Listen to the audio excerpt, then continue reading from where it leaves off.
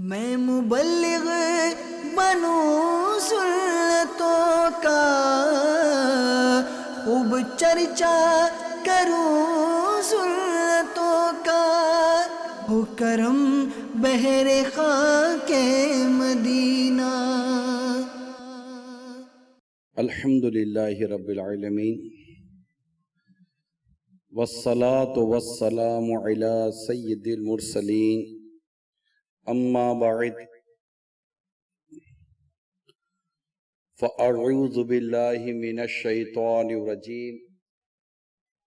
بسم اللہ الرحمن الرحیم۔ الصلاة والسلام علیک یا رسول اللہ وَعَلَىٰ آلِكَ وَأَصْحَابِكَ يَا حَبِيبَ اللَّهِ۔ الصلاة والسلام علیک یا نبی اللہ وَعَلَىٰ آلِكَ وَأَصْحَابِكَ یا نور اللہ۔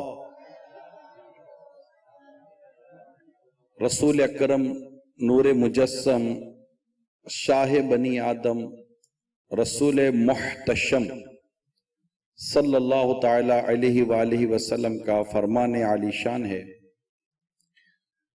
تم اپنی مجلسوں کو مجھ پر درود پڑھ کر آراستہ کرو، تمہارا درود پڑھنا قیامت کے روز تمہارے لیے نور ہوگا۔ صلو علی الحبیب صلی اللہ تعالی علی محمد۔ ایک ڈاکٹر کا میں آپ کو واقعہ بیان کرتا ہوں۔ اس کا تعلق دمشق سے تھا اور وہاں کے ایک ہاسپٹل میں وہ ڈاکٹر تھا۔ اس ڈاکٹر کی اچانک طبیعت خراب ہو گئی، اسے ہسپتال میں داخل کروا دیا گیا۔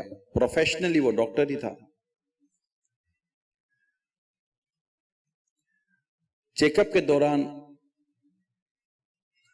جب اس کی رپورٹس وغیرہ کروائی گئی تو بڑی ہی گمبھیر قسم کی بیماریاں سامنے آئیں، جس میں ایک کینسر کی بیماری بھی ڈکلیئر ہوئی۔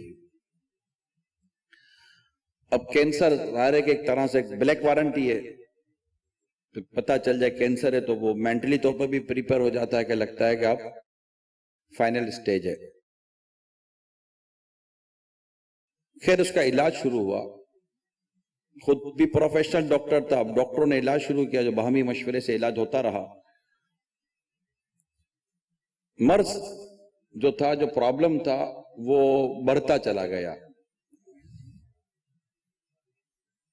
اب جو ایک پورا ایک میڈیکل بورڈ بنا تھا اس کے ٹریٹمنٹ کے لیے، وہ بھی سارا مطلب اس کے بارے میں غور کرتا رہا، لیکن کوئی صورت ایسی بنتی نظر نہیں آ رہی تھی۔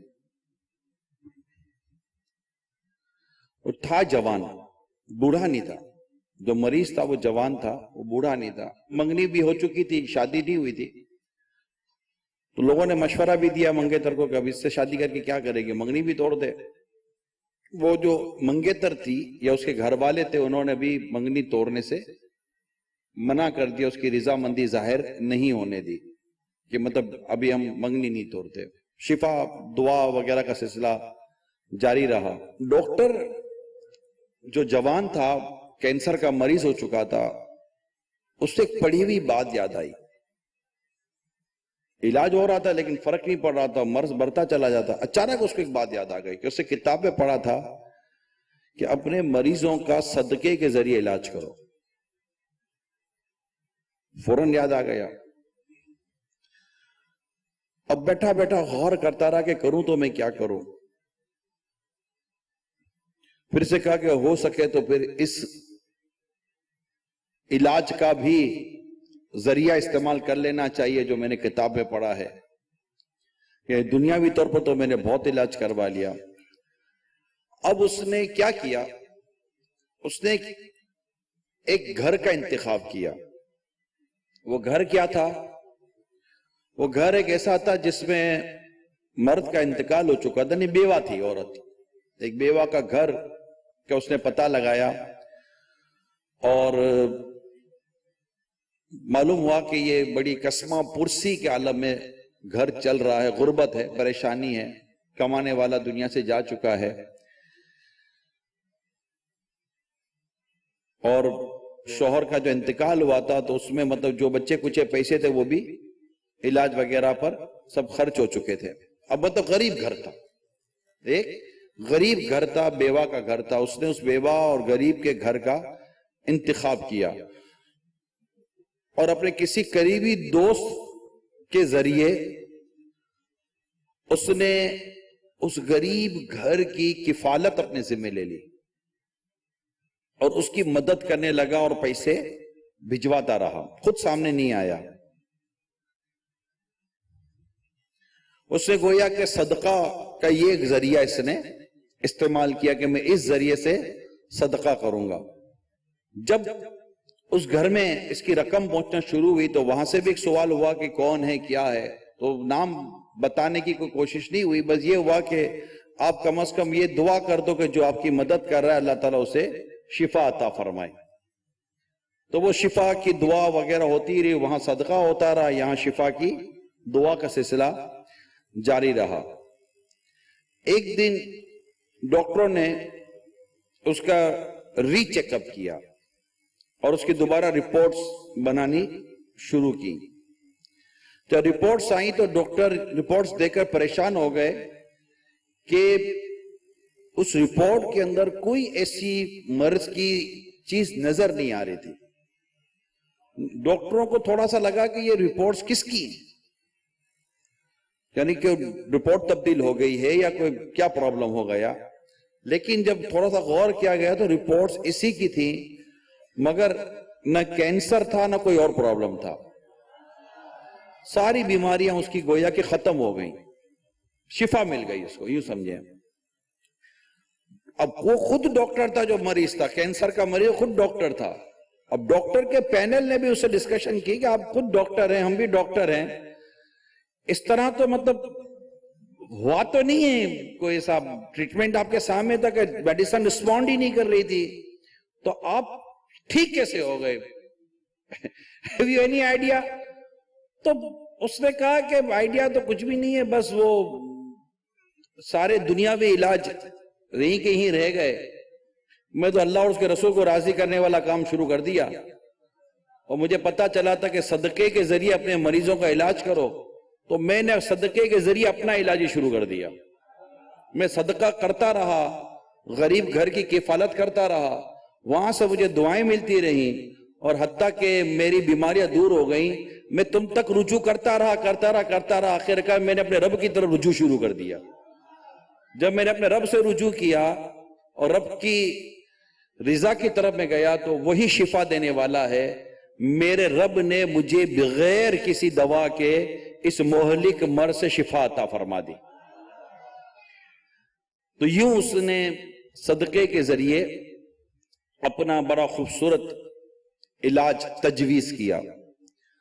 میرے میٹھے میٹھے اور پیارے پیارے اسلامی بھائیوں اور مدنی چینل کے ناظرین، میں سمجھتا ہوں کہ یہ جو میں نے آپ کو واقعہ بیان کیا، گھر میں بھی کتنے سے مریض ہیں، عورتیں بھی مریض ہیں، اسلامی بہنیں مریض ہیں، مرد مریض ہیں، بچے مریض ہیں.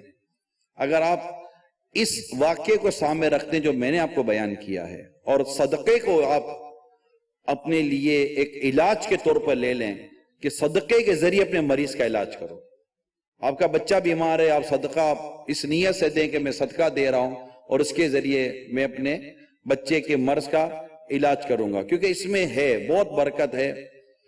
ایک مستدرک للحاکم، یہ ایک بڑی حدیث کی مشہور کتاب ہے، ان کے جو مصنف ہیں ان کے حوالے سے میں نے وہ کتاب میں پڑھا تھا. ان کے چہرے پر دانے نکل آئے نا، چہرے پر بڑا عجیب و غریب ان کا پرابلم شروع ہو گیا. مرض تھا، بیماری تھی، حدیث کے بہت بڑے محدث، بہت بڑے عالم ہیں، ان کے ساتھ یہ پرابلم ہوا. تو ایک اجتماع میں انہوں نے اپنی دعا کے لیے کہلوایا تھا، ان کے لیے دعائیں بھی ہوئی کہ ان کے لیے دعا کریں کہ اللہ شفا عطا فرمائے. تو رات کو کسی نے خواب میں سرکار مدینہ صلی اللہ تعالیٰ علیہ وآلہ وسلم کی زیارت کی، صلی اللہ تعالیٰ علیہ وسلم. اور نبی پاک صلی اللہ تعالیٰ علیہ وسلم نے کچھ یوں ارشاد فرمایا جس کا خلاصہ یہ تھا کہ انہیں کہو کہ پانی کے ذریعے مطلب علاج کریں یا پانی لوگوں پر پانی کھول دیں، لوگوں کو پانی پلائیں۔ خلاصہ یہ تھا کہ لوگوں کو پانی پلائیں۔ تو ان تک یہ پیغام پہنچا کہ آپ لوگوں کو پانی پلائیں، تو انہوں نے اپنے گھر کے باہر ایک سبیل بنا دی۔ دیکھو آپ آج کل دیکھتے ہوگے کہ لوگ اپنے گھروں کے باہر چھوٹی سی پانی کی وہ سبیل بنا دیتے ہیں۔ میں نے دیکھا بعض اوقات اس طرح کے ایریاز میں کبھی گزر ہوا ہے، جیسے یہ بنگلوز وغیرہ بھی جہاں ہوتے ہیں تو وہ کیا کرتے ہیں، اپنے گھر کے اندر سے شاید ایک ٹینکی بنا دیتے ہوں گے اور باہر 2-4 نلکے لگا دیتے ہوں گے، شاید ایسا بھی کرتے ہوں گے۔ تو انہوں نے کیا کیا، لوگوں پر پانی کھول دیا اور گھر کے باہر ایک سبیل لگا دی اور اس کو ٹھنڈا کر دیا اور ہر آنے جانے والے کے لیے پانی کھول دیا۔ چند دنوں کے اندر ان کے چہرے کی جو وہ دانے اور جو پریشانی تھی وہ ایسی دور ہو گئی کہ نہ صرف ان کا چہرہ صاف ہو گیا بلکہ پہلے سے زیادہ روشن ہو گیا۔ لوگوں پر پانی کھول دیا، پانی کے ذریعے لوگوں کی مدد، یہ بھی ایک صدقے کی صورت ہے۔ آئے دن ایک پرابلم ہمارے یہاں بڑھتا جا رہا میں کہوں، اور وہ ہے مہنگائی۔ اب یہ ایک ایسی ڈسکشن ہے کہ جو کوئی ڈھکی چھپی نہیں ہے، یعنی یہ کوئی میں چھپی ہوئی بات یا بڑی راز کی بات آپ سے نہیں کر رہا ہوں۔ ہر خاص و عام گویا کہ اس میں مبتلا ہے کہ مہنگائی مہنگائی مہنگائی مہنگائی۔ دیکھیں مہنگائی کا جو جن ہے نا، اسے بوتل میں بند کرنے کی اس وقت تو ہماری طاقت تو ہے نہیں۔ اچھا یہ مہنگائی کا جن صرف ہمارے وطن عزیز میں نہیں ہے، یہ مہنگائی کا جن جو ہے نا، یہ دنیا کے کئی ملکوں کے اندر اس وقت جو ہے نا وہ اپنی تباہی پھیلا رہا ہے۔ اس کے بہت سارے راز ہیں، اس کے بہت سارے ایشوز پر اگر مجھے مطلب موقع ملتا تو میں اس پر آپ کو ڈسکس کرتا کہ مہنگائی کی وجوہات کیا ہیں اور وہ کون کچھ، لیکن مجھے ایسا لگتا ہے کہ ابھی بھی اس کو ڈسکس کروں گا تبھی کوئی مہنگائی کم نہیں کر لوں۔ جیسے کل آپ اخبار میں یہ نہیں پڑھیں گے کہ رات سنت و برا بیان ہوا فیضان مدینہ دعوت اسلامی کے مدنی مرکز میں، اور ہمارے یہاں صبح جو ہے نا وہ پیٹرول کا ریٹ بھی نیچے آ گیا، آٹا سستا ہو گیا، چاول سستا ہو گیا، فروٹ ٹھیلے والوں نے بہت سستا کر دیا اور کریانے والے نے، راشن والوں نے سب کو سستا وستا کر دیا اور سب مطلب کہ مہنگائی ختم ہو گئی۔ اس کا چانس بظاہر کچھ بھی نہیں ہے، ٹھیک ہے۔ اس لیے میں اس وقت فی الحال اس موضوع کو زیر بحث نہیں لانا چاہ رہا کہ ریزن جس کو وجوہات کہتے ہیں مہنگائی کی، اس کو ڈسکس، اس پر ہم بیان نہیں کرتے۔ میں کچھ اور ہی آپ کے سامنے حل ہے، یعنی 2 واقعات جو میں نے آپ کے سامنے بیان کیے نا، یہی میرا موضوع ہے۔ پہلا واقعہ آپ کے سامنے میں نے بیان کیا کہ کس طرح ایک کینسر کے مریض نے ایک غریب گھر کی کفالت دی اور اللہ تعالیٰ نے اس کے کینسر کا مرض دور فرما دیا۔ دوسرا واقعہ میں نے بیان کیا کس طرح حضرت نے لوگوں کو پانی پلایا اور اللہ تعالیٰ نے اس پانی کی برکت سے ان کے مرض کو دور فرما دیا۔ میرا درد یہ ہے کہ جتنی بھی اس وقت تاجر برادری with this community، ایون کہ جو ارننگ جس کی بھی تھوڑی بہت 50 60 70 ہزار روپے کی بھی جس کی آمدنی ہے، میں ان سے اس وقت ڈائریکٹلی بات کرنا چاہ رہا ہوں۔ یعنی یوں سمجھے کہ 50+، 60+، 70,000 جس کی آمدنی ہے، میں ان سے بات کر رہا ہوں۔ لاکھوں میں، کروڑوں میں، یہ ایک الگ بات ہے، لیکن کم سے کم کہ میں ایک چلو لمٹ بنا لیتا ہوں، ورنہ لمٹ تو سچی بات ہے میں 10-12 ہزار روپے والے کی بنا سکتا ہوں، اس کو 10-20 روپے کی بھی میں بول سکتا ہوں کہ تو بھی کوئی 10-20-25 روپے اپنے ذمہ لے لینا۔ یہ سمجھانا، اس مہنگائی کے دور میں ہم مہنگائی کو قابو کرنے کی طاقت نہیں رکھتے، ٹھیک ہے، مگر مہنگائی سے جتنے غریب لوگ زیادہ سے زیادہ افیکٹڈ ہیں، ہم ان کی اس پریشانی اور مصیبت کو کسی حد تک کم کرنے میں اپنا کردار ادا کر سکتے ہیں۔ میرا خیال ہے اس سے شاید آپ اتفاق کریں یا نہ کریں میری، لیکن مجھے لگتا ہے اتفاق کر لینا چاہیے۔ میں سمجھتا ہوں 5,000 روپے بھی اگر کسی غریب کے گھر میں آپ مدد کرتے ہیں نا، تو بھی اس کے لیے آپ کئی ایسے جن کے اندر 5,000 روپے ان کے جیب سے نکل جائیں تو 5,000 روپیہ ان کے لیے لائک پینٹ ہے، لیکن جس کے گھر پہ جائے گا نا اس کے لیے گویا جیسے پھلی کی پوری فصل آ گئی ہے، اس کے لیے 5,000 روپے بہت ہے۔ ایک عام آدمی کے گھر میں 5,000 کا راشن آ جاتا ہے۔ کیا ہی بہتر ہو کہ ہم اپنا کوئی ایسا ذہن بنا لیں، مزاج بنا لیں، اور ایسی کوئی لسٹنگ، جیسے میں نے ڈاکٹر صاحب کا کوئی واقعہ بیان کیا کہ انہوں نے باقاعدہ ایک سرچنگ کی اور انہوں نے ایک فیملی لی، انہوں نے صرف ایک فیملی لی اور ایک فیملی کا انہوں نے خرچہ اپنے ذمہ لیا اور اس میں چلتے چلتے خوبصورت بات چلوں، وہ آخر تک سامنے نہیں آئے، وہ ڈاکٹر آخر تک سامنے نہیں آیا کہ مدد کر کون رہا ہے، اس کو اپنے نام سے مطلب نہیں تھا، اس کو دعا سے مطلب تھی، اور دعا بغیر نام دکھائے بغیر نام بتائے بھی دعا تو مل جاتی، کیونکہ مریض نے اس سے یہی دعا کر، یا اللہ جو ہمارے لیے مدد کر رہا ہے تو اس پر کو شفا دے دے، تو جس کے لیے وہ دعا کر رہے ہیں اللہ جانتا ہے کہ وہ کس کے لیے دعا کر رہے ہیں، تو نام کا پتہ ہونا یہ کوئی ضروری معاملہ تھا نہیں۔ یہ ایک خوبصورت اور بڑا ہی پیارا مدنی پھول یہ میں آپ کو بیان کر کے میں آگے بڑھ جاتا ہوں کہ بغیر نام کیے بھی مدد کی جا سکتی ہے، یہ یاد رکھیے گا، ٹھیک ہے؟ اور ایسا ہو تو پھر کیا بات ہے مدینے کی، تو کیا ہی اچھا ہو کہ ہم یہ کچھ ذہن بنائیں اپنا کہ کوئی 5,000 اپنے ذمہ لے لے ایک فیملی، کوئی 2 فیملی، کوئی 2,500 کی فیملی اپنے ذمہ لے لے، میں کہتا ہوں کوئی 1,200 روپے کی فیملی اپنے ذمہ لے لے، کوئی صرف روز کا پھل اپنے ذمہ لے لے، کہ مطلب کہ یہ کو بھروسے کوئی ہو ساری سمجھداری کے ساتھ، ایسا نہ ہو کہ آپ مدد کسی کی کر رہے ہو جس کے ذریعے کرے اسی اب کوئی اپنا گھر بھرنے میں لگ گیا، اور جس کے آپ مدد کرے اس کو بیچارے کو آیا جایا کچھ بھی نہیں، اس کو کچھ بھی نہیں ملا، اور آپ اسی اخلاص میں اپنے رہے کہ یار میں پوچھنے جاؤں گا تو میرا نام آ جائے گا، اور آپ اسی شرافت میں پتا چلا کہ نہ بیچارے اس کے گھر پہ سامان پہنچا، اور بیچ والا یعنی فروٹ والا ہی کھا گیا، تو جناب اناج والا ہی کھا گیا، تو کریانے والا کھا گیا، تو جناب یہ گوشت والا کھا گیا، تو یہ چینی اور آٹے والا کھا گیا، کیونکہ اگر جینے کی خواہش ہے تو کچھ پہچان پیدا کر، تو بڑی سمجھداری کے ساتھ اگر کوئی ایسا آپ نظام اپنے طور پر بنا لیں، اور یہ طبقہ جو ملک و بیرون ملک پھیلا ہوا ہے، اگر مسلمان کا یہ غریب گھر اگر سنبھالنے والے لوگ سنجیدگی کے ساتھ آ جائیں تو اتنا پیسے والا مسلمان دنیا میں ہے کہ اگر یہ صحیح معنی میں فل فلیش اگر خود کو لے آئے نا میدان میں، شاید کوئی مسلمان کا گھر غربت کی وجہ سے مرے گا نہیں، کسی گھر میں غربت نہیں مرے گا، ہو یہ رہا ہے کہ غربت کی وجہ سے ماں بیٹے کا قتل کر رہی ہے، شوہر بیوی اور بچوں کا قتل کر رہا ہے، پھر خودکشی کر رہا ہے، یعنی قتل کر کے قتل ناحق جیسا حرام کام کر رہا ہے، توکل سے دور ہو رہا ہے، اللہ پر بھروسہ کرنے سے دور ہو رہا ہے، پھر بدقسمت انسان خود کو مار کر خودکشی کر رہا ہے، یعنی کتنے گناہوں میں مبتلا ہو گیا، کتنے لوگ اس معاملے کی وجہ سے ڈکیتی چوری میں پڑ جاتے ہیں، بے روزگاری کی وجہ سے، کام نہیں ہے، نوکری نہیں ہے، کاروبار نہیں ہے۔ میں نہیں کہتا کہ اس وجہ سے ڈکیتی کرنا، چوری کرنا، یہ کرائم اور کرپشن کرنا یہ جائز ہو جائے گا، نہیں، میں یہ نہیں کہہ رہا، میں صرف اس کے فوائد بیان کر رہا ہوں کہ اگر آپ کسی کے گھر کی کفالت کر لیتے ہیں، کسی بے روزگار کے لیے کوئی اچھا سا کام شروع کروا دیتے ہیں، اور کسی اس طرح کی اگر آپ ایکٹیویٹیز کے اندر اگر میدان میں آ جاتے ہیں، جو بھی بزنس مین طبقہ تاجر طبقہ ہے، وہ میں نے دوبارہ کہہ دوں کہ وہ چند ہزار روپے سے لے کر لاکھوں روپے تک کا یہاں پر پرپوزل موجود ہے، پیکیجز موجود ہیں، اگر ہم غور کریں تو یہ بہت سارے پیکیجز آپ کے اپنے اندر میں بن سکتے ہیں۔ جب آپ بزنس کرتے ہیں تو بہت ساری چیزوں کو آپ سامنے رکھتے ہیں، ایک آدمی اپنے کپڑے کی دکان میں کوئی 1000 قسم کے تھانوں کو سنبھال سکتا ہے تو ایک گھر نہیں سنبھال سکتا ہے، یار سب ہو سکتا ہے، بات ہے صرف اپنی سوچ اور اپنی وہ توجہ کی کہ آپ کی توجہ میں یہ بات ہے یا نہیں ہے، میں یہ صرف چاہ رہا ہوں۔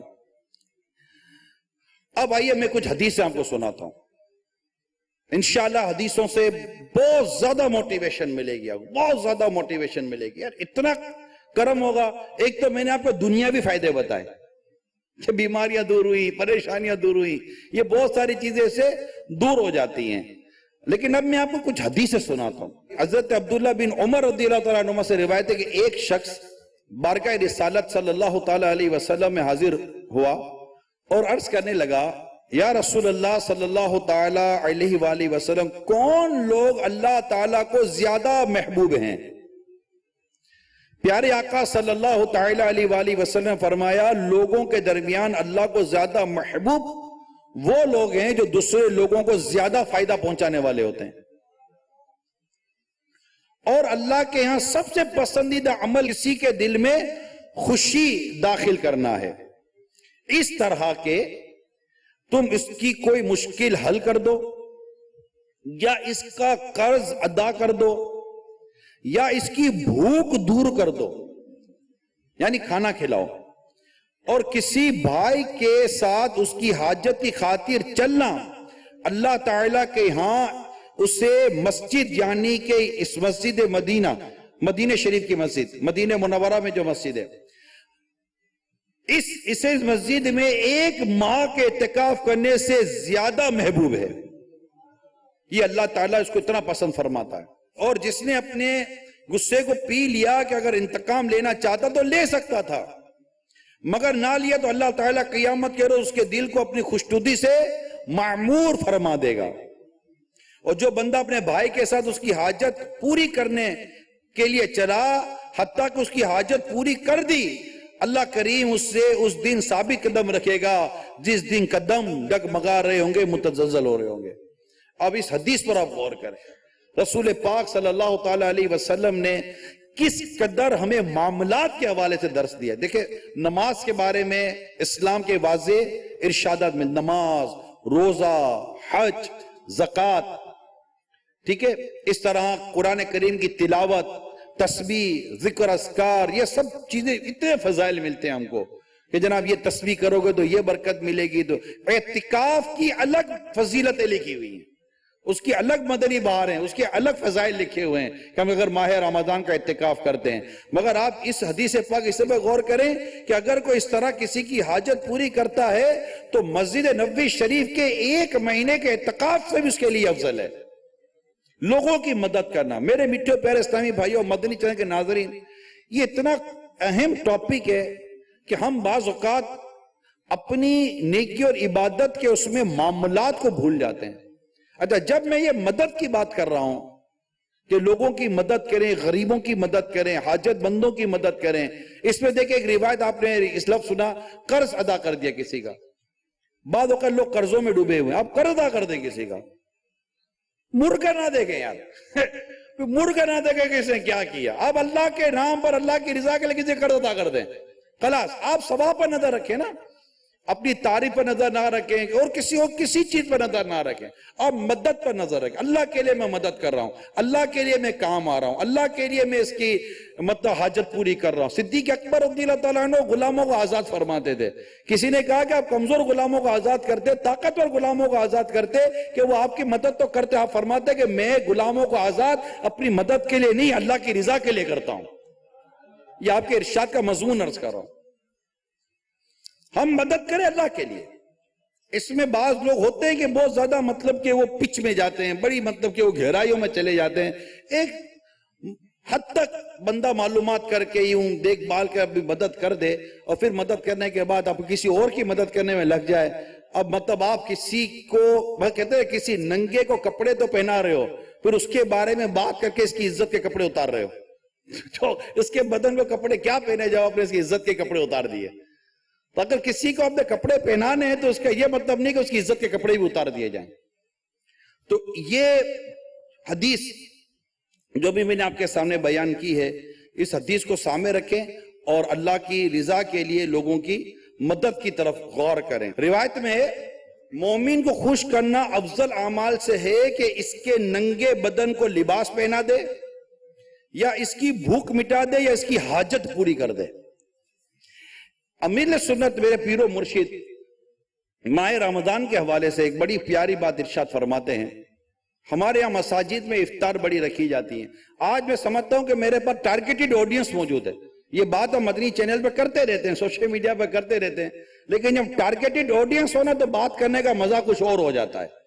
مدنی چینل پر بھی ہم کہتے رہتے ہیں، سامنے صرف کیمرہ مین ہوتا ہے، کچھ اور ہو یا نہ ہو، ہم کہتے ہیں چلو گھر میں کوئی بیٹھ کے کوئی تو سن رہا ہوگا، لیکن ابھی مجھے یہ بینیفٹ حاصل ہے کہ مطلب کہ ٹارگیٹڈ آڈینس ہے میرے سامنے، یعنی میرے سامنے وہ لوگ ہیں جنہیں میں ڈائریکٹ یہ بات پہنچانا چاہتا ہوں۔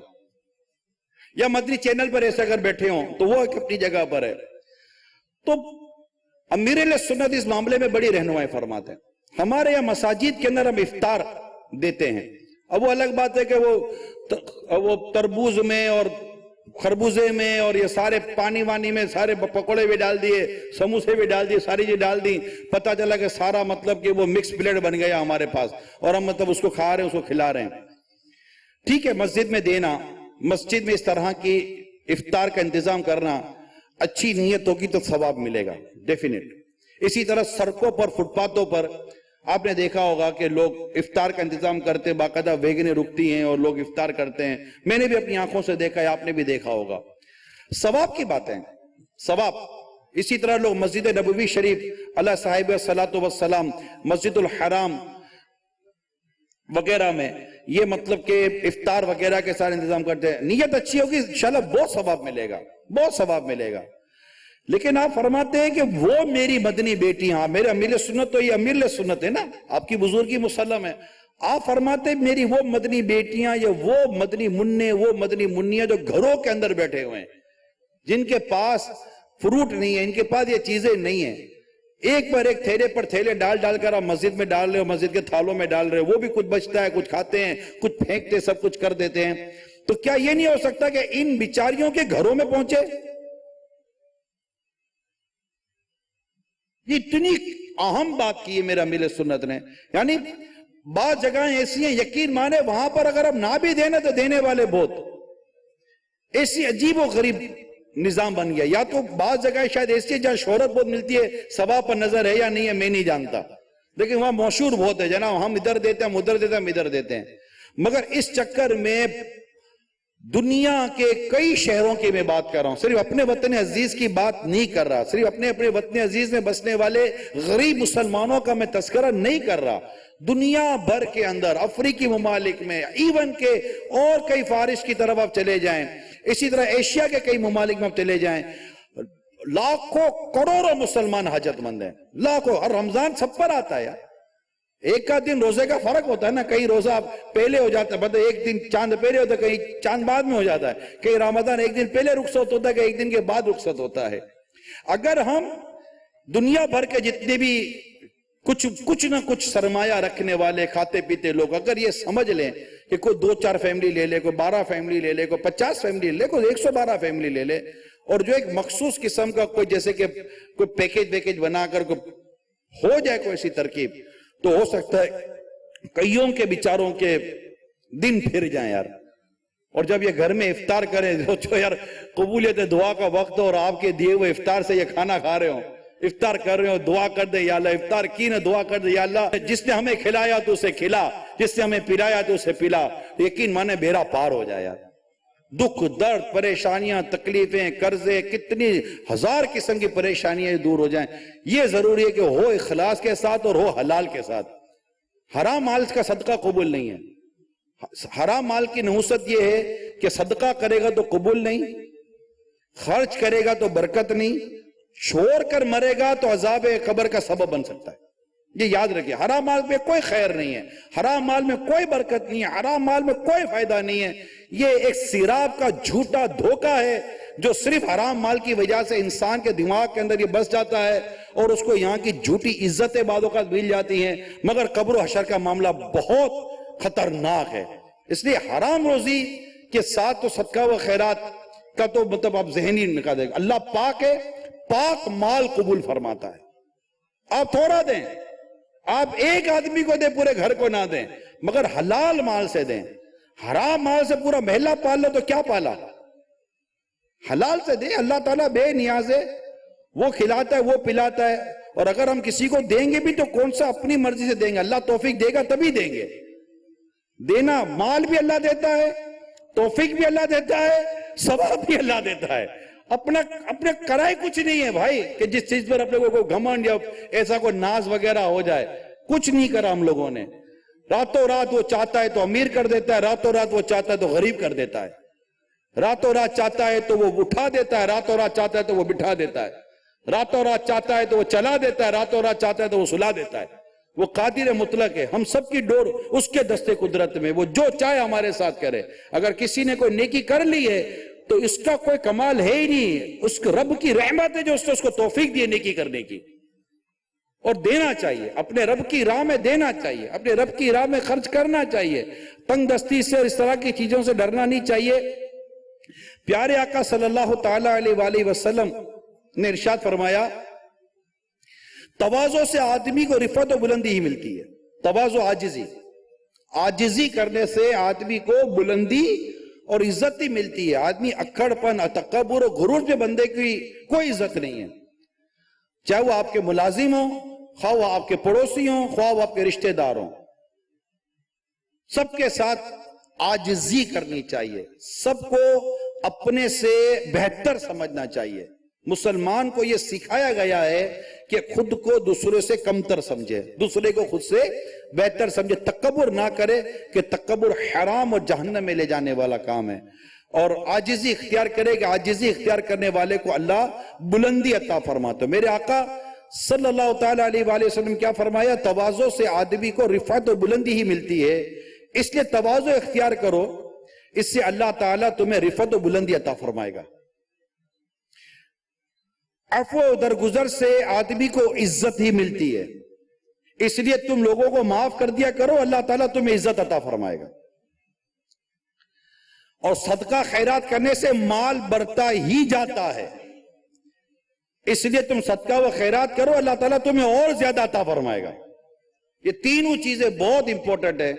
نمبر 1 تواضع، عاجزی اختیار کریں، لوگوں کو حقیر نہ سمجھیں، لوگوں کو گھٹیا نہ سمجھیں، لوگوں کو اپنے سے بدتر یا کمتر نہ سمجھیں، لوگوں کی عزت کرنا سیکھیں، انسان کی عزت کریں. ایک مسلمان کو حقیر جان کر اس کو خالی مطلب کہ ذلیل و رسوا کرنے والے کام ہم کو کرنے نہیں چاہیے. اللہ ہمیں عاجزی عطا فرمائے، اللہ عاجزی عطا فرمائے، اللہ کریم ہم سب کو عاجزی عطا فرمائے، انکساری عطا فرمائے. خود کو دیکھتے رہیں کہ میں ہوں کیا، میری اوقات کیا، میں گناہگار، میں سیاہکار، میں بدکار، میں گناہگار آدمی. اگر اللہ نے میری اس گناہ کے ہوتے ہوئے اللہ نے 4 آدمی کے دلوں میں میری عزت دی ہے تو یہ اللہ کی رحمت. اللہ میرے اعمال کھول دے، میرے عیب کھول دے. وہ ایک بزرگ کا قول ہے نا کہ اگر گناہ میں بدبو ہوتی تو میرے قریب کوئی نہ بیٹھ سکتا. گناہ میں اگر بدبو ہوتی تو کون ہمارے قریب بیٹھتا؟ ہمارے اندر سے غیبت کی بدبو بھی نکلتی، چگلی کی بدبو بھی نکلتی، حسد کی بدبو نکلتی، نماز قضا کرنے کی بدبو نکلتی، حرام روزی کمانے کی بدبو نکلتی، سود اور رشوت کی بدبو نکلتی. ایک رشوت دے کر آتا، بدبو کا بھپکا نکلتا. ایک سود کا نوالا کھاتا کھلاتا، بدبو کا بھپکا نکلتا. غیبتیں کرتا، بدبو کا بھپکا نکلتا. جھوٹ بولتا، بدبو کا بھپکا نکلتا. مال میں ملاوٹ کرتا، بدبو کا بھپکا نکلتا. اب اللہ تعالیٰ نے ہمارے عیبوں کو چھپایا ہوا ہے. یہ بات بڑی سمجھنے والی ہے. اللہ نے ہمارے عیبوں کو چھپایا. تکبر کس چیز کا؟ ایک عیب کھل جائے لوگ تھوکنے بھی نہ آئے ہم پر. اتنے تو لوگ اپنے اندر عیب پال کے بیٹھے ہوئے. تو اللہ تعالیٰ کی رحمت بہت بڑی ہے، اس نے ہمارے عیبوں کو چھپایا ہوا ہے. اب اس پر بندہ تکبر کرے اور اللہ کو ناراض کرے، اللہ اس کے عیبوں کا دروازہ کھول دے گا، لوگ کیا کریں گے؟ تو اللہ ہمیں تواضع اور عاجزی عطا فرمائے، اور اللہ کریم ہم سب کو صدقہ و خیرات کرتے رہنے کی توفیق عطا فرمائے. حضرت ابو ہریرہ رضی اللہ تعالیٰ عنہ سے مروی ہے، پیارے آقا صلی اللہ تعالیٰ علیہ وسلم نے ارشاد فرمایا صدقے سے مال میں کچھ بھی کمی نہیں ہوتی. اللہ تعالیٰ عفو درگزر کے ذریعے بندے کو عزت و مقام عطا فرماتا ہے. جب بھی کوئی بندہ اللہ کے لیے تواضع اختیار کرتا ہے، اللہ تعالیٰ اسے بلندی عطا فرماتا ہے. یہ 3 چیزیں بالخصوص ہم نے اس پر عملی طور پر جانا ہے کہ ہم نے تواضع کرنی ہے. جہاں بٹھائے بیٹھ جائیں، جو کھلائے کھا لیں، جو پلائے پی لیں، بس تواضع. غرور، تکبر، بھوں پھاں، آؤ بھگت کی تمنا، یہ ہونی نہیں چاہیے. اگر اللہ نے کسی کے دل میں آپ کی عزت ڈالی ہے، کوئی آپ کو عزت دیتا ہے، عزت کی جگہ بٹھاتا ہے، مان سمان دیتا ہے، اچھی چیز ہے. اگر کوئی آپ کو کسی اچھی نشست پہ کہتا ہے کہ آپ یہاں بیٹھیے تو بیٹھ جانا چاہیے. کہ جو اچھی کسی کو کوئی عزت کی جگہ بٹھائے اور نہ بیٹھے تو کتاب لے گا وہ گدھا ہے. ایک آدمی آپ کو عزت دے رہا ہے تو عزت لے لو بھائی، لیکن اپنے دل میں تمنا ہونا، یہ کہنا یار میرے کو عزت نہیں دی، میرے کو مقام نہیں دیا، مجھے رسپانس نہیں دیا، یہ میں ہوں نا، میں مجھے، یہ انسان کو لے ڈوبتا ہے. عزت ہے نا، عزت یاد رکھیں کہ عزت کردار سے بنتی ہے، عزت مانگنے سے نہیں بنتی. کوئی پیسے مانگتا ہے، کوئی عزت مانگتا ہے. ایک پیسے کا بھکاری ہے، کوئی عزت کا بھکاری ہے. مانگنا ہے، بھیک ہی مانگ رہے، عزت دو عزت دو عزت دو. جیسے ہمارے بعد بد اخلاق قسم کے داماد لگے رہتے ہیں، عزت مانگنے کے چکر میں رہتے ہیں، عزت ہی بیچاروں کو پوری نہیں بھرتی.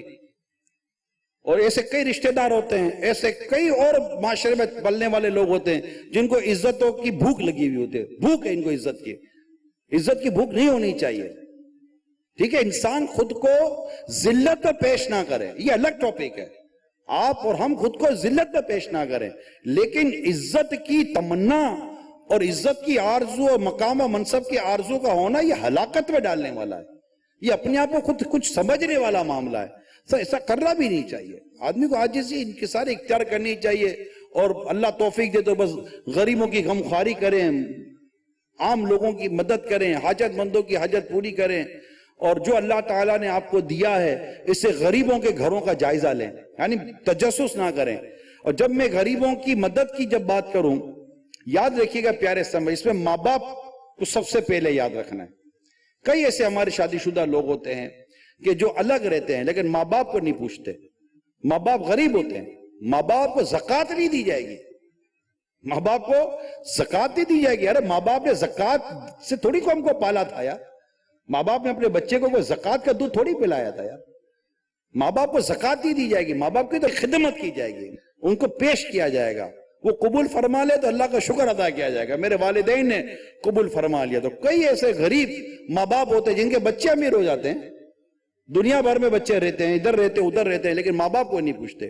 اسی طرح بھائی بہن ہیں، میں آپ کو کیٹیگری کر رہا ہوں، بھائی بہن ہیں، خونی رشتے ہیں، پھوپھی کا گھر ہے، خالہ کا گھر ہے، ماموں کا گھر ہے، چچا کا گھر ہے، بھائی کا گھر ہے، بہن کا گھر ہے، اسی طرح بیٹی ہے، بیٹی کے سسرال ہوتے ہیں، اور اس طرح کے قریب کے کئی لوگ ہوتے ہیں کہ جن کے یہاں مطلب کہ ہم اگر غور کریں تو آپ کو بہت غربت ملے گی۔ میرا اپنا تجزیہ ہے، نظریہ ہے، اپنی سوچ ہے، ہو سکتا ہے غلط بھی ہو۔ ایسا لگتا ہے کہ جو خاندان ہوتے ہیں نا، قبیلے، تقریباً بڑے خاندانوں بڑے قبیلوں میں 2-4 لوگ مضبوط ہوتے ضرور ہیں، 1-2-4 مضبوط تو عموماً ہوتے ہیں جن کو سرمایہ یا مطلب ان کے پاس ہوتا ہے، کام کاج کاروبار، تو آمدنی ان کی ٹھیک ٹھاک ہوتی ہے۔ میرا مشورہ یہ ہے کہ اگر یہی لوگ اپنے خاندان کو سنبھال لینا، روزگار کے طور پر بھی، قرضے کے طور پر بھی، اور راشن وغیرہ کی علاج بیماریوں کی مدد کے طور پر بھی، اگر یہ اپنے خاندان کو سنبھال لیں، یقین مانے میرے کو لگتا ہے کہ سارے خاندان سنبھال جائیں گے۔ مگر بعض لوگ ایسے ہیں کہ جو خاندان کو نہیں سنبھالتے، ساری دنیا سنبھالتے ہیں۔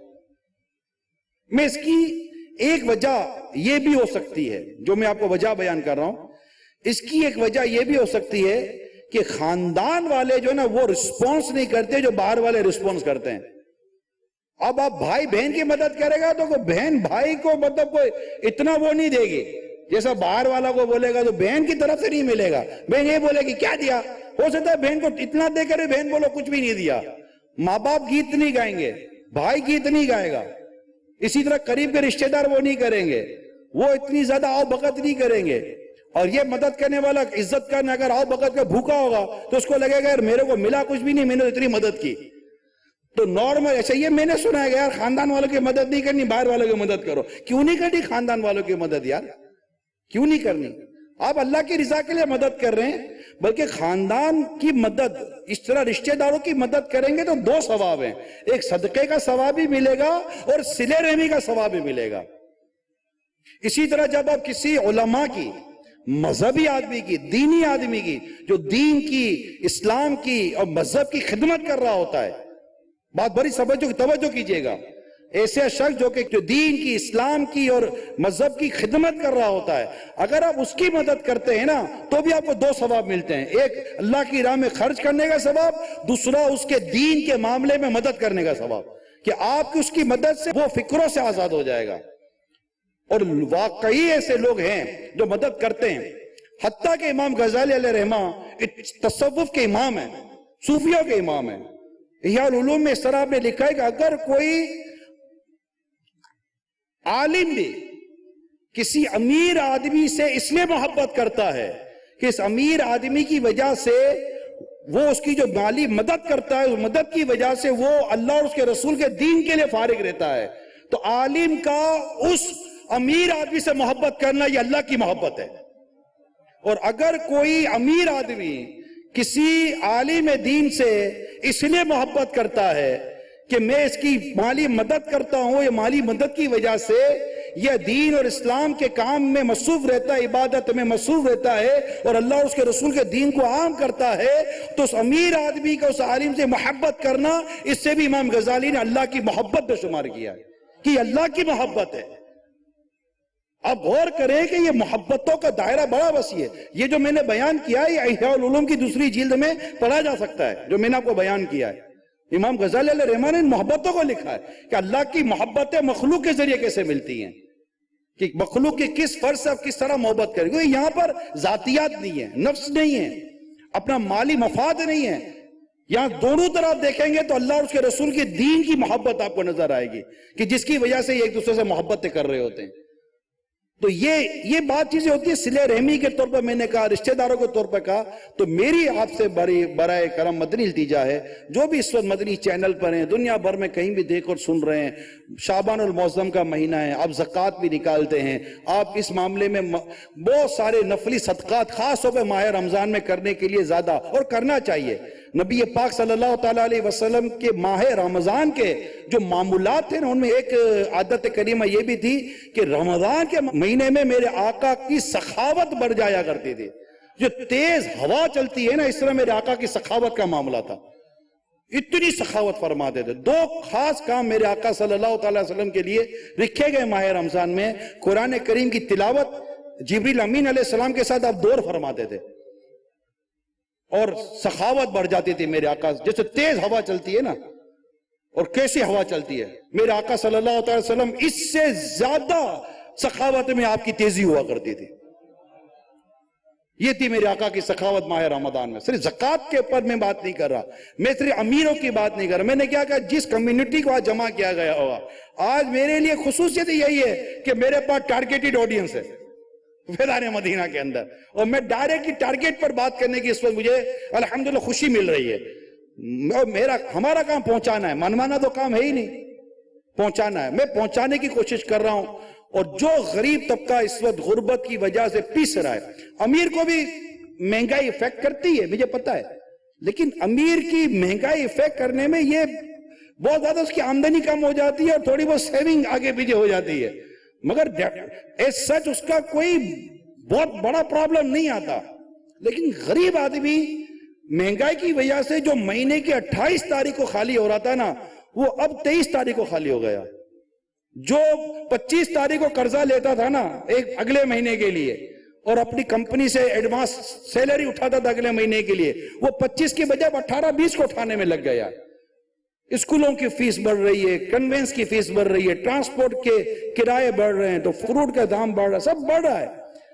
اور ہمارے یہاں ڈسکاؤنٹ کا تو کوئی در کم از کم میں اپنے وطن عزیز کا یہ معاملہ شرمندگی کے ساتھ بیان کرنا ہے، ورنہ دنیا کے کئی ملکوں کے اندر، ایون نان مسلم کنٹریز کے اندر، رمضان المبارک کے اندر باقاعدہ ڈسکاؤنٹڈ پیکیجز ہوتے ہیں، اور وہ ڈرامہ نہیں ہوتا، وہ باقاعدہ ڈسکاؤنٹ ہوتا ہے، وہ ڈرامے بازی نہیں ہوتی۔ اسی طرح کئی عرب ممالک ہیں جن میں باقاعدہ ماہ رمضان کے اندر مسلمانوں کے لیے باقاعدہ سستے چیزیں رکھی جاتی ہیں، ڈسکاؤنٹ رکھے جاتے ہیں، اور وہ پیکیجز ہوتے ہیں، اور باقاعدہ درہموں میں کم کرتے ہیں، ڈالروں میں کم کرتے ہیں، پاؤنڈ میں کم کرتے ہیں، یورو میں کم کرتے ہیں، دیگر کرنسی میں کم کرتے ہیں۔ سب کرنسی میں کم ہوتا ہے، روپیز میں شاید کم نہیں ہوتا۔ یہ لگاتے ضرور ہوں گے لیکن شاید اگلا پچھلا بھی شاید برابر کر دیتے ہوں گے۔ آپ دیکھیں دام بڑھ گئے، ابھی سے مہنگائی بڑھ گئی ہے، ابھی سے دام بڑھ گئے، اور ہم لوگ نکلیں گے ماہ رمضان میں خریداری کے لیے جس پہ دام اور بڑھ گئے ہوں گے، اور ماہ رمضان عبادت کے لیے ادھر خریداری ہو رہی ہے۔ اگر کوئی ضرورت کی خریداری کرنی ہے تو آج کر لو بھائی، ابھی کر لو، ماہ رمضان سے پہلے کر لیں، اور ماہ رمضان سے پہلے خود کو سمیٹ لیں، اور سمیٹ کر جیسے ہی چاند نظر آئے مسجد میں اللہ کے نام پر اعتکاف کر لو یار۔ یہ پورا رمضان اللہ کے نام پر دے دو، کمانے کے 11 مہینے 1 مہینہ اللہ کے لیے، اللہ آپ کو اور دے گا، اللہ آپ کو اور برکتیں دے گا۔ اللہ کے لیے وقت دینا ہے، اور یہ بھی وہی کر سکے گا جسے اللہ توفیق دے گا۔ ہم نیت کرنے والے ہیں کہ ہم نیت اللہ ہمیں نصیب کرے کہ ہم پورا رمضان اعتکاف کریں، آخری عشرے کا اعتکاف کریں، میکسیمم کریں، سحری کرائیں، افطار کرائیں، چاہے آپ غریبوں کے یہاں کرائیں، دعوت اسلامی کے مدی ماحول میں کرائیں۔ ہمارے یہاں بھی سحری افطاری ہے، کروڑوں روپے کی سحری افطاری دعوت اسلامی کے مدی ماحول میں ہوتی ہے۔ ہمارے کو ہزاروں پورے مہینے کے معتکف ہوتے ہیں، ہزاروں پورے وہ آخری عشرے کے معتکف ہوتے ہیں. مجموعی طور پر شاید پورے پاکستان میں دعوت اسلامی کے ہو سکتا ہے، میں ایکسپیکٹڈ بات کر رہا ہوں، میں بھی کہ اس وقت اس ماہ رمضان میں شاید ہمارے 1.5 سے 2 لاکھ معتکف ہوں گے. صرف اس وطن عزیز کی بات کر رہا ہوں. 1.5 سے 2 لاکھ اسلامی بھائیوں کا عاشق رسول کو دعوت اسلامی اعتکاف کرائے گی. کچھ پورے ماہ کے ہوں گے، کچھ آخری عشرے کے ہوں گے. ان کو بھی سحری افطار دی جائے گی. یہ بھی علم دین سیکھنے کے لیے آئیں، اللہ کی عبادت کے لیے آئیں. اب انہیں بھی کھلائیں پلائیں، انہیں بھی دیں. میں نے کہا کہ بعض مخصوص جگہیں جاؤ کروڑوں اربوں روپے کی سحری افطاری دی جاتی ہے، جبکہ وہاں پر آپ نہ دے تو اور دینے والے بہت ہیں. مگر ایسی ہزاروں جگہ ہیں جہاں دینے والا کوئی نہیں ہے. انتظار کر رہے ہیں غریبوں کے. یہاں کئی ایسے غریب ہوتے ہوں گے جن کے یہاں افطار کا وقت ہوتا ہوگا، دسترخوان پر ایک فروٹ کا دانہ نہیں ہوتا ہوگا. آپ کے دسترخوان پر 4 تری ہوئی چیزیں ہوتی ہوں گی. بیچاروں کے گھروں میں ایک دن بھی کوئی تری ہوئی چیز ان کو نہیں ملتی ہوگی. شاید آپ کے گھر میں روزانہ گوشت مرغی بنتا ہوگا، مگر ایسے کئی میرے غریب مسلمان ہوں گے جن کے گھروں میں پورے رمضان میں بھی شاید ان کے بچوں کو گوشت دیکھنا نصیب نہیں ہوتا ہوگا. ہو سکتا ہے ایسا ہوتا ہو سکتا ہے ایسا ہوتا ہو، ہمیں شاید اندازہ ہوتا ہوگا. ہمارے گھروں پہ افطار و کھانے کے بعد بھی ہو سکتا ہے کہ مہنگی مہنگی ریسٹورنٹ ہوٹلوں سے غذائیں آتی ہوں گی، مگر ان بیچاروں کے گھروں میں سحری کے لیے بھی کوئی خاص آئٹم شاید نہ بنتا ہو. یہی کہتا ہے بیٹا افطار میں جو بنا تھا نا بچا ہوا ہے، سحری میں یہی کھا لو. ایسے کئی غریب گھر ہوں گے. ان میں آپ کے گھر کے ملازم بھی شامل ہوں گے. آپ کے گھر کے ملازم شامل ہوں گے، آپ کے گھر کے چوکیدار شامل ہوں گے، آپ کے گھر کے ڈرائیور شامل ہوں گے، آپ کے گھر کے باورچی بھی شامل ہوں گے، آپ کے گھر کے چھوٹے موٹے کام کرنے والے شامل ہوں گے، آپ کی فیکٹری کے امپلائیز بھی شامل ہوں گے جن کی 15,000 20,000 روپے کی آپ کے یہاں سیلری ہوگی. آپ 15-20 ہزار کی سیلری والا رمضان اپنے بچوں کو کیا بیچارے کو گوشت کھلا دے گا؟ 600 700 روپے کا کلو تو گوشت ہے. سبزیاں مہنگی ہو گئیں. میں نے کہا مرغی کی جگہ سبزی کھلاؤ. سبزی بھی لینے جاؤ تو مہنگی ملتی ہے، دال لو تو مہنگی ملتی ہے، ہر چیز مہنگی ہو گئی ہے. میرا موضوع یہ تھا کہ اگر میں مہنگائی پر بیان کرتا ہوں نا تو کل ہم مہنگائی ختم نہیں کر لیں گے. نہ کوئی بہت جلدی مہنگائی ختم ہونے کا کوئی چانس نظر آتا ہے. تو مہنگائی تو ہم نے آج اپنا بیان یہ رکھا کہ مہنگائی کو رونے کے بجائے جو مہنگائی سے افیکٹڈ ہیں ان کی مدد کی طرف آ جائیں. جو جتنی مدد کر سکے، جو جس کے کام آ سکے، 1 family 2 family 3 family 4 family 12 family, ایک خاندان، اپنا خاندان، بھائیوں کا بہنوں کا خاندان یہ سنبھالیں. یہی علاج کا مسئلہ ہے. علاج مہنگے ہو گئے، میڈیسن مہنگی ہو گئی. ہمارے کہنے سے میڈیسن سستی نہیں ہو جائے گی. ماردار کرنے سے کوئی چیز، ماردار کوئی حل نہیں ہے ایسا خاص. ہم اپنی ذمہ داری پوری کریں. اللہ اور اس کے رسول نے ہمارے لیے جو اس پہ ثواب رکھا ہے ہم پھر مدد کریں اور ثواب کمائیں. تبصرے کرنے سے حالات بدلتے نہیں ہیں، محض اپنی ذات کے لیے رونے سے حالات بدلتے نہیں ہیں. اور کب تک ہم اپنے رومال سے اپنی آنسو پہنچتے رہو گے؟ یار آپ سے زیادہ آنسو کسی اور کے بہ رہے ہیں. اپنے رومالوں سے ان کے آنسو جا کر پہنچو نا بھائی، ان غریبوں کے آنسو جا کر پہنچو. اللہ کرے جو میں کہہ رہا ہوں آپ میں سے جتنے بھی اسلام میں سے دیکھ اور سن رہے ہیں، اللہ کرے کہ آپ میں سے اسی کو نیت کر لیں. میں نہیں کہتا ہاتھ اٹھائیے گا، مگر دل میں نیت کر لیں کہ 2,500 5,000 2,000 1,500 10,000 لاکھ 2 لاکھ جو بھی اللہ تعالیٰ مجھے توفیق دے گا، میں انشاءاللہ عز و جل اسی ماہ رمضان سے پہلے انشاءاللہ ان ضرورت مندوں کی ضرورتیں پوری کرنے کے لیے میں کمر کس لوں گا. اللہ کے لیے کرنا ہے، محض اللہ کے لیے کریں، اس کی رضا کے لیے کریں. اللہ کریم آپ کو اس کا اجر دے گا، اللہ کریم آپ کو اس کی برکت عطا فرمائے گا. اور پتہ نہیں کتنے اس میں اچھے سے اچھے لوگ آپ کو مل جائیں گے، نیک لوگ ملیں گے، پرہیزگار لوگ ملیں گے. ہو سکتا ہے کوئی مسجد کا امام ہو. آپ مسجد کے مؤذن کو کیا سمجھتے ہو؟ مسجد کا مؤذن کا مالدار آدمی ہے، بیچارے کے پاس سائیکل لینے کے پیسے نہیں ہوتے. مسجد کے خادم کو آپ کیا سمجھ؟ مسجد کے خادم کا امیر آدمی ہوتا ہے کہ مسجد کے خادم کی فیملی نہیں ہوتی، مسجد کے امام کی فیملی نہیں ہوتی، مسجد کے مؤذن کی فیملی نہیں ہوتی، ان کے گھر نہیں ہوتے. ان کو بیچارے کو تو امامت کے ساتھ ساتھ یہ بھی دیکھنا ہوتا ہے کہ مسجد گھر دے گی کہ نہیں دے گی. یہ تو اپنی تنخواہ سے کرایہ کا گھر بھی افورڈ نہیں کر سکتے. ان کی تنخواہ نہیں ہے ہمارے یہاں. ہمارے یہاں ایک نارمل مزدور شاید 800,000 روپے روز کی دہاڑی ہے اس کی. شاید ہمارے شہر کی وطن کی میں بات کر رہا ہوں، 800,000 ایک مزدور کی دہاڑی ہے روز کی.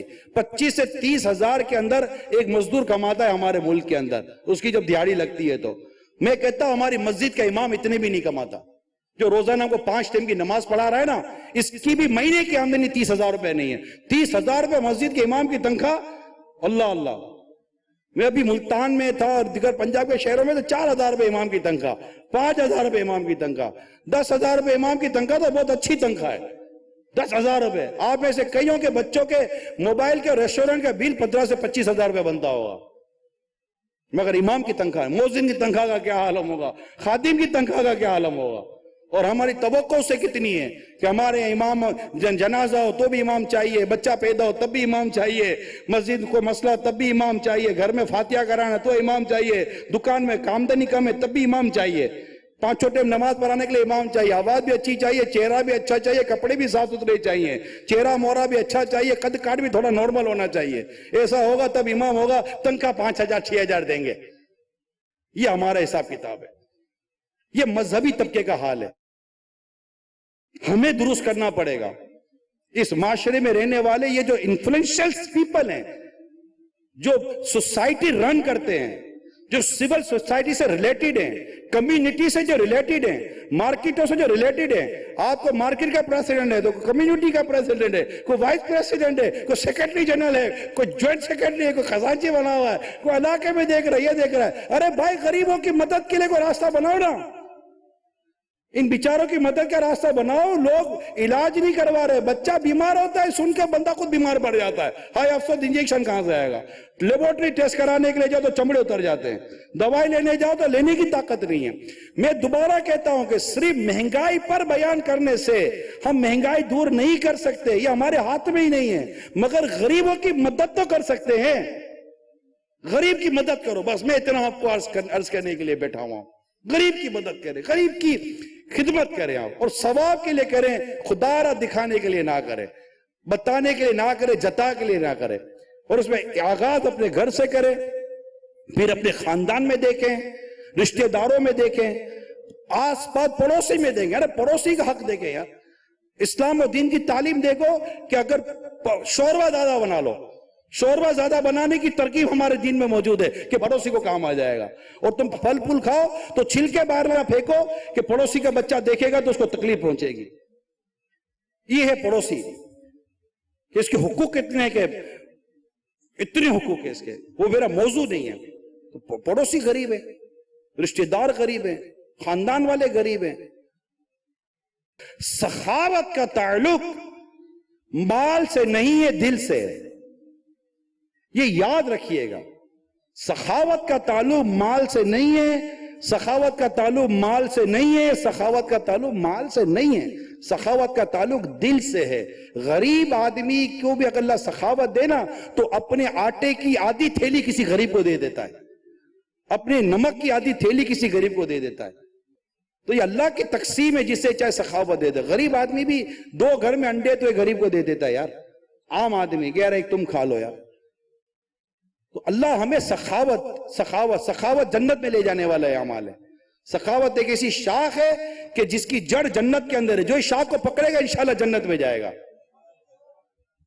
اللہ کی رحمت سے۔ تو آپ اور ہم اللہ کی راہ میں خرچ کرنے والے بنے اور مدد کرنے والے۔ میں آپ کو جو حدیث سنانے جا رہا تھا کہ میں کہہ رہا جا رہا تھا کہ نہ جانے کون سا ایسا مل جائے جس کی آپ مدد کر جاؤ اور قیامت کے دن وارے نیارے ہو جائیں۔ کیسے؟ حدیث پاک میں پیارے آقا صلی اللہ تعالی علیہ وسلم نے ارشاد فرمایا، اہل دوزخ میں سے کچھ لوگ نکلیں گے، ایک دوزخی ایک جنتی کے پاس سے گزرے گا اور کہے گا اے فلاں کیا تو مجھے پہچانتا ہے؟ جنتی پوچھے گا تو کون ہے؟ میں تو تجھے نہیں پہچانتا۔ وہ کہے گا میں وہ شخص ہوں جس سے تو نے دنیا میں وضو کے لیے پانی مانگا تھا، میں نے تجھے پیش کیا تھا۔ تو یہ اس کو سفارش کرے گا دوزخی کی، اور اسے اس کی سفارش قبول کر لی جائے گی، یعنی اسے دوزخ سے نکال کر جنت میں داخل کر دیا جائے گا۔ اور ایک اور دوزخی شخص ایک جنتی آدمی کے قریب سے گزرے گا اور کہے گا اے فلاں کیا تو مجھے نہیں جانتا؟ وہ کہے گا تو کون ہے؟ میں تو تجھے نہیں جانتا۔ وہ کہے گا میں وہ ہوں کہ تو نے اپنی فلاں حاجت میں میرے پاس کسی کو بھیجا تھا، تو نے اپنی فلاں حاجت میں تجھے کوئی چیز کی ضرورت تھی تو تو نے کسی کو میرے پاس بھیجا تھا اور میں نے وہ تیری حاجت پوری کر دی تھی۔ اس پر یہ جنتی اس کی سفارش کرے گا اور اس کی سفارش قبول کر لی جائے گی۔ نہ جانے ہم دنیا میں کس کی مدد کر جائیں، کس کی حاجت پوری کر جائیں، اپنے اعمال کردار کا جائزہ لیں، کیا پتہ یہی وہ چیزیں ہیں جو ہمیں بخشوا کر جنت میں لے جائیں۔ معاملات جو ہے نا، لوگوں کے ساتھ معاملات، لوگوں کے ساتھ حسن سلوک، لوگوں کے ساتھ نرمی، لوگوں کے جنازوں میں شرکت، ان کی میتوں میں معاملہ، ان کی مدد، ان کی کفالت، ان کی حاجت پوری کرنا، یہ اتنے ثواب کا اور ایک معاشرے کو اتنا خوبصورت بناتا ہے۔ اللہ ہمیں اس چیز کو سمجھنے کی توفیق عطا فرمائے۔ ایک اور حدیث سنیے، جو شخص اپنے بھائی کی حاجت پوری کرنے کے لیے چلا، یہ چلنا اس کے لیے 10 سال کے اعتکاف سے زیادہ بہتر ہے۔ یہ حدیث میں آپ کے سامنے بیان کر رہا ہوں۔ اللہ تعالی ہمیں ان باتوں پر عمل کرنے کی توفیق عطا فرمائے۔ ایک اور حدیث سنیے، جو بندہ اپنے بھائی کی حاجت کے لیے چلا یہاں تک کہ اس کی حاجت پوری کر دی، اللہ تعالیٰ اس پر 75,000 فرشتوں کا سایہ فرماتا ہے، جو اس کے لیے مغفرت طلب کرتے ہیں اور دعا کرتے رہتے ہیں۔ اگر یہ صبح کو اپنے بھائی کی مدد کو نکلا تو فرشتے شام تک دعا طلب کرتے اور دعائیں مغفرت کرتے رہتے ہیں، اور اگر شام کو چلا تو صبح تک۔ اور یہ جو بھی قدم اٹھاتا ہے، ہر قدم کے بدلے اللہ تعالیٰ اس کی ایک خطا معاف فرماتا ہے اور اس کا جنت میں ایک درجہ بلند فرماتا ہے۔ خالی نہیں ہے، مدد کرنے والا نہ مالی خسارے میں ہے نہ دنیاوی خسارے میں ہے۔ بیماریاں دور ہوتی ہیں، پریشانیاں دور ہوتی ہیں، گھر کے معاملات اچھے ہو جاتے ہیں۔ ہو سکتا ہے میاں بیوی میں جھگڑا ہو، صدقہ کر دے، کسی کا اس طرح مدد کر دے۔ ہو سکتا ہے اولاد نافرمان ہے، مدد کر دو۔ ہو سکتا ہے آپ دشمن آپ کے پیچھے پڑا ہوا ہے، اللہ نہ کرے۔ ہو سکتا ہے کہ آپ اور 10 قسم کی پریشانیوں مصیبتوں میں پڑے ہوئے ہیں۔ یقین مانیں، صدقہ کریں، لوگوں کی مدد کریں، اللہ نے چاہا تو آپ کی پریشانیاں دور ہوں گی، بیماریاں دور ہوں گی۔ کہ بلا یہ صدقے کو نہیں پھلانگتی۔ صدقہ ایک ایسا اللہ نے عمل عطا فرمایا ہے۔ تو آج کے اس بیان میں میری تمام تر عاشقان رسول سے مدنی التجا، ظاہر ہے یہاں پر مرد اسلامی بھائی بیٹھے ہوئے ہیں، مرد بیٹھے ہوئے ہیں، اور اسلامی بہنوں سے ہوتا ہے گھروں میں ہو، تو اسلامی بہنوں کو چاہیے کہ وہ بھی مدد کریں، وہ بھی اپنا کام ہے، زکوٰۃ دیں۔ اسلامی بہنیں اپنی زکوٰۃ خود دیں۔ میں تو اسلامی بہنوں کو مشورہ دیتا رہتا ہوں کہ بھلے شوہر امیر ہے، شوہر کہتا ہے میں دے دوں گا، باپ کہتا ہے میں دے دوں گا، مشورہ دے رہا ہوں میں، وہ کہے گے نہیں میری زکوٰۃ میں دوں گی، میری مشورہ ہے، صرف مشورہ دے رہا ہوں کہ اگر شوہر، باپ، بیٹا کوئی بھی اگر آپ کی جگہ زکوٰۃ دے دے گا اور آپ کو کہے بھائی آپ تمہاری زکوٰۃ میں دے رہا ہوں تو آپ کی زکوٰۃ ادا ہو جائے گی، مگر میں ایک خوبصورت سی بات ہے کہ آپ کو اللہ تعالیٰ نے سونا چاندی جو بھی مال دیا، میں اسلامی بہنوں کے لیے کہہ رہا ہوں، سونا چاندی آپ کو جو بھی مال دیا، اگر سونا چاندی مال میں سے آپ کو راہ خدا میں خرچ کرنے کی حرص و محبت ہو تو آپ اپنی بالی، انگوٹھی، چوری، کوئی سیٹ ہے بیچ دو۔ آپ بولے میرے پاس زکوٰۃ کے پیسے نہیں ہیں، 1,00,000 روپے میرے پاس نہیں ہے، تو 1,00,000 روپے نہیں ہے تو 1,00,000 روپے کی سیٹ بیچ دو، چوڑی بیچ دو، انگوٹھی بیچ دو، 2 بالی بیچ دو، کوئی بھی چیز بیچ دیں آپ، یہ اللہ کی راہ میں دینا ہی ہے نا، اس کی جو رقم آئے وہ مستحق کو دے دیں آپ کی طرف سے زکوٰۃ ادا ہو جائے گی۔ لیکن اب اس میں ایک پرابلم ہے کہ آپ دے تو دو گی، آدمی بولے گا میں دے دیتا ہوں، کیوں؟ وہ بولے گا ابھی دے گی، 1 مہینے کا وہ بولے گی 2 بالیاں چلی گئی ہیں میرے کو دلا دو، تو یہ بیچارہ بولے گا یار یہ دینے سے اچھا تھا میرے سے زکوٰۃ لے لیتی، گئے تو وہی جیب سے۔ مگر یہ صحیح میں آپ کو سمجھانے کے لیے خوشطبعی کے طور پر عرض کر رہا ہوں، وہ دل سے اللہ کی راہ میں دیں، زکوٰۃ اپنی ری کیلکولیٹ کریں۔ تمام تر جن کے اوپر زکوٰۃ فرض ہے، میری مشورہ ہے کہ زکوٰۃ ری کیلکولیٹ کریں، ہر سال اپنی زکوٰۃ ری کیلکولیٹ کریں۔ مشورہ دے رہا ہوں، ہر سال اپنا سونا چاندی کو ری ویٹ کریں، دوبارہ اس کا وزن کریں، اگر ضرورت آپ کو لگتی ہے تو، اور پھر نئی کیلکولیشن کے ساتھ آپ اپنی زکوٰۃ کو نکالیں، اور صرف بندی بندائی لسٹ پر زکوٰۃ دینے کے بجائے، ہو سکتا ہے جسے پچھلے سال آپ نے زکوٰۃ دی تھی وہ اس سال زکوٰۃ کا مستحق نہ رہا ہو سکتا ہے جسے پچھلے سال زکوٰۃ آپ نے نہیں دی کہ وہ زکوٰۃ کا مستحق نہیں تھا، ہو سکتا ہے اس سال وہ زکوٰۃ کا مستحق بن چکا ہو۔ تو یہ ایک فریضہ ہے ہمارا، زکوٰۃ یہ ہمارا ایک فریضہ ہے، اس فریضے کو خوش دلی کے ساتھ ادا کریں۔ بات ہے کہ یار ہمارے ہاتھ میں لکوڈ نہیں ہے، پیسے نہیں ہیں، ہم زکوٰۃ کہاں سے دیں؟ پراپرٹی بیچو، اتنی پراپرٹی بیچا ہے، بولے پراپرٹی کا ریٹ نہیں ہے آج کل، مارکیٹ صحیح نہیں ہے، ریئل اسٹیٹ والوں کا تو مطلب عجیب و غریب حساب ہوا ہے، کہاں سے بیچیں گے، پیسہ نہیں ہے۔ بھائی تو بیچو گے تو آج کے ریٹ میں بیچو گے نا، ایسا تھوڑی ہے کہ آپ نے 2 کروڑ کی جگہ خریدی تھی تو زکوٰۃ آپ کو 2 کروڑ پہ دینی پڑے گی، جتنی آج موجودہ جو اس کی ویلیو ہوگی اسی کے بعد آپ زکوٰۃ کیلکولیٹ کریں گے نا۔ تو آپ پلاٹ بیچ کر بھی زکوٰۃ دے دو، پیسے آ جائیں گے، کوئی چیز بیچ کر زکوٰۃ دے دو، مال بیچ کر آپ کے پاس پیسے زکوٰۃ دے دو، اور بعض کئی ایسی مال بھی زکوٰۃ میں دیا جاتا ہے، بہت ساری چیزیں، مگر اس کی پوری ایک شرائط ہے، اس کے جو اصول ہے زکوٰۃ کے، جو میرا ٹاپک نہیں ہے، تو یہ ضرور یاد رکھیے گا۔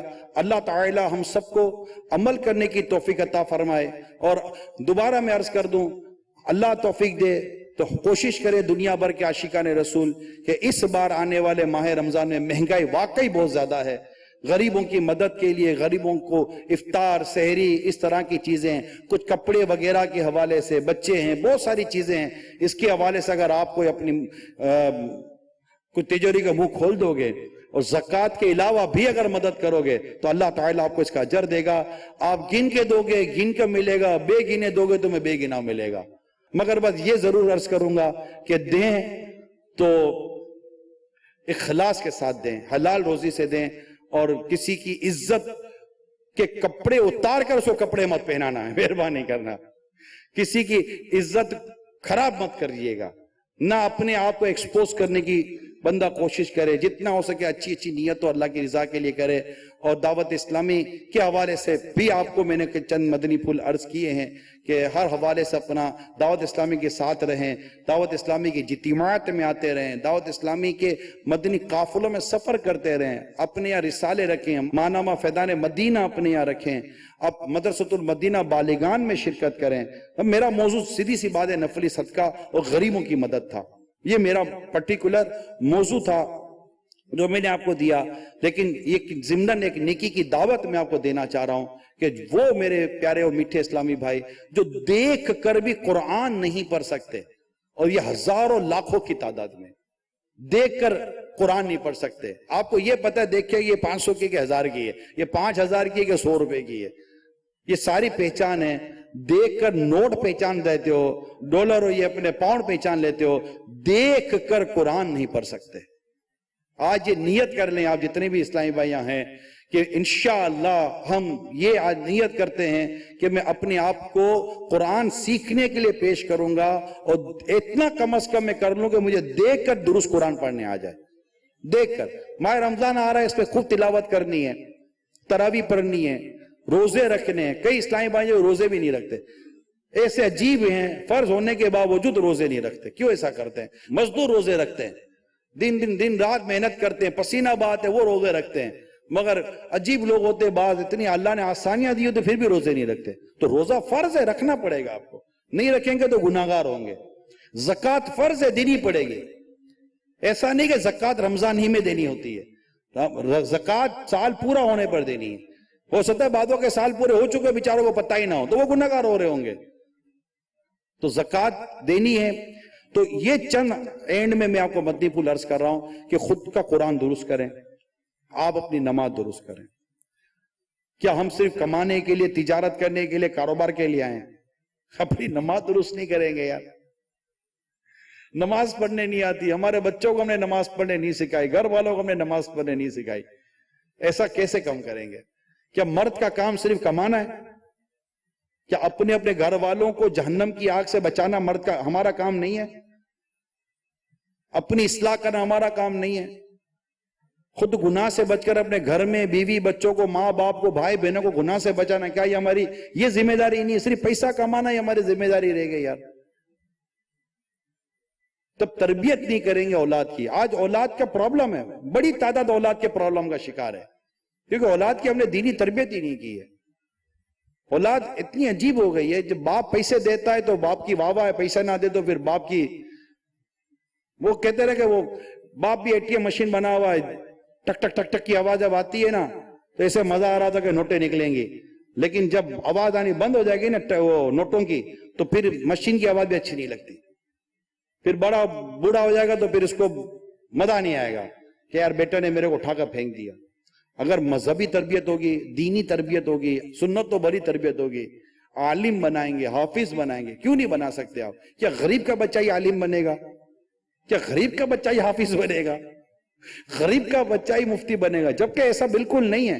دعوت اسلامی نے بہت ٹرینڈ تبدیل کیا ہے الحمدللہ. اچھی خاصی فیملیز کے, متوسط فیملی اور تھوڑی سی اپر فیملی کے لوگ کو بھی بچے عالم بن رہے ہیں, جامعۃ المدینہ میں پڑھ رہے ہیں, درس نظامی کر رہے ہیں, قرآن کریم حفظ کر رہے ہیں الحمدللہ. اس کا انکار نہیں کرتا, لیکن اس کی پرسنٹیج بہت کم ہے, بہت کم ہے. آپ جا کے مدارس اور جامعات کا دورہ کریں, آپ کو کھاتے پیتے لوگوں کی اولاد کتنی ملے گی؟ غریبوں کے بچے زیادہ ہیں. ہمارا بچہ کیوں ہمارے لیے صدقہ جاریہ نہ بنے؟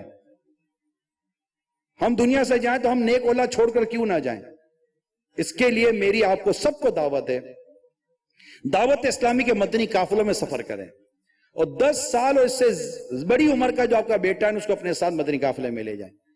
12 مہینے انشاءاللہ آپ اس پہ کوشش کریں.